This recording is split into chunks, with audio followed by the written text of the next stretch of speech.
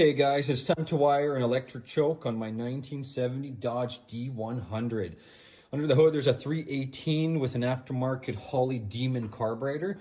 Now, this carburetor, it has an electric choke. If it was a manual, it'd be pretty self-explanatory. But with electric chokes, you have one terminal here that is grounded, or it's negative, and then you got the other terminal over here. It's positive. So we gotta run some power. So what you're going to need is some 18 gauge wire, an inline fuse holder, some terminals, and a multimeter.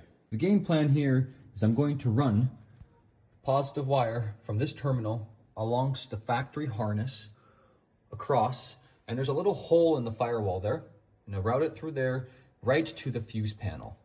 The original manual to my truck, let's flip over to the fuse diagram.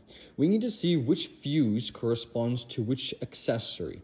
And essentially, we need to make sure that when the ignition has been turned off, that fuse is not getting any power. As the choke works, that when power is sent, there's a little coil on the side there where the two prongs are attached. That coil warms up and it moves the choke forward, which opens the choke up, allowing more air in. Closed choke, less air, more fuel in the engine. The goal is just basically to warm up the engine quicker. Now, I suspect it's either going to be the accessory or the radio. My truck doesn't have AC, so it's either going to be fuse A or B. Alrighty, so here is the fuse panel. So this white wire is hooked up to the accessory. Well, this fuse over here is the radio. So just to check if it has any power, I'm going to find a nice ground source up here. And then just kind of probe right there. So nothing.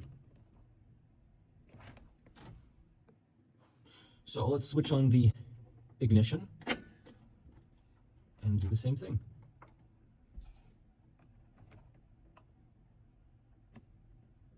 There we go. We got some power. After I measured how much wire I need, it's time to strip 1/4 inch off the main wire where we will attach a crimp connector that will lead to the positive terminal on the choke. We got something that looks like this. Alrighty, so from the main wire here, I cut the end off, basically the length of the fuse insert line here, and I added these crimp connectors on the end. Essentially, I am going to crimp this end, leading wire here, and then this other end, this wire over here. Okay, so it is coming along. The end that goes to the choke, and as we go down the wire here, you're going to see what I have done here. I have crimped the inline fuse here, crimped this end, and now we have this exposed end here. The game plan is that I don't have a fuse tap, so I am going to make my own fuse tap from one of these guys here. The plan is I'm going to put this one on the end here, and I'm going to pull the fuse out of the truck. This end here, I'm going to make it flat, slightly curved, seat it into the socket, and then pop the fuse in. So this thing's going to stick out like that, and then this will have the wire attached. Click in and out if I need to make a quick disconnect or service it. So this is what I'm going to use for my fuse tap.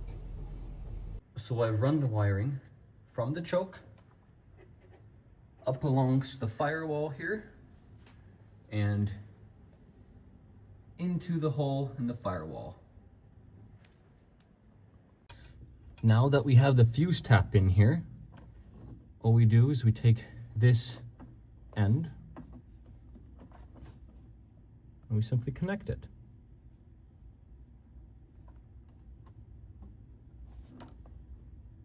Done. With the ignition turned on, let's check if the choke is getting any power. 11.59 volts.